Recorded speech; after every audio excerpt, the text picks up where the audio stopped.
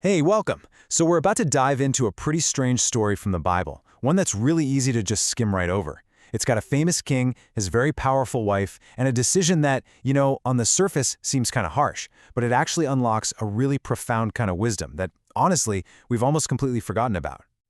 Okay, so let's jump right in with a question that honestly sounds like the start of some kind of royal scandal. We're talking about King Solomon, a man who is legendary for his wisdom, and his wife, who just happens to be the daughter of the Pharaoh of Egypt. I mean, why on earth would he move her out of the main palace, the very heart of his kingdom?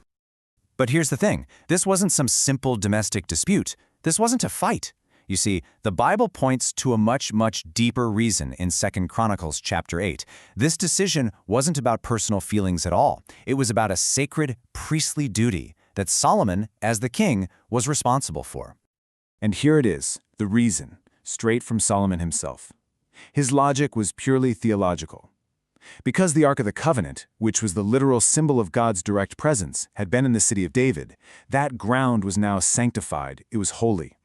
And because of that, his foreign wife, who worshipped different gods, simply could not live on that consecrated ground. This was Solomon acting not just as a king, but as a guardian of holiness. This is where the story gets really, really interesting. Because Solomon's decision reveals what biblical wisdom is actually all about. It's not just about being clever or smart. It's about having the power to see and protect holiness right in the middle of a very real, very complicated world. Yeah, this slide right here really gets to the heart of it. We tend to think of wisdom as kind of like a life hack, right? A clever way to solve problems or to get ahead. But what Solomon shows us is something totally different. Biblical wisdom is a spiritual power. It's the ability to carefully establish God's holy order right smack in the middle of our messy reality.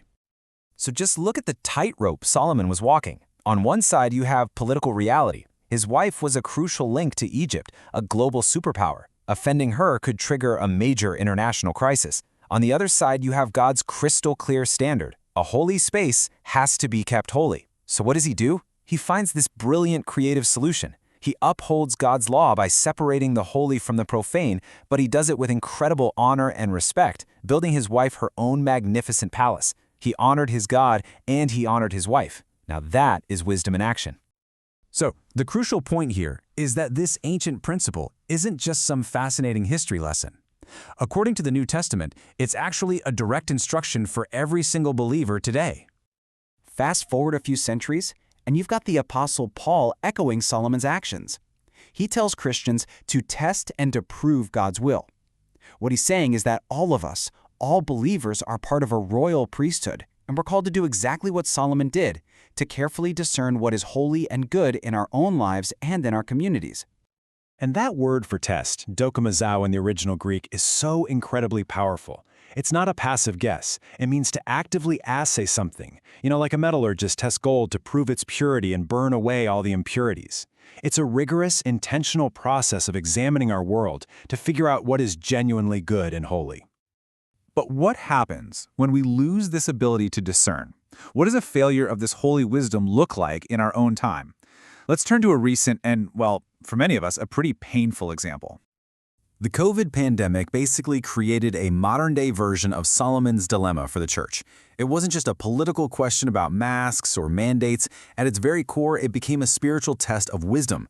How do we honor our responsibility to public health and to our governing authorities while also preserving the sanctity and the absolute necessity of gathering together for worship? And this slide kind of gives a simplified picture of what happened. Instead of finding that wise middle path, a lot of churches fell into one of two extremes.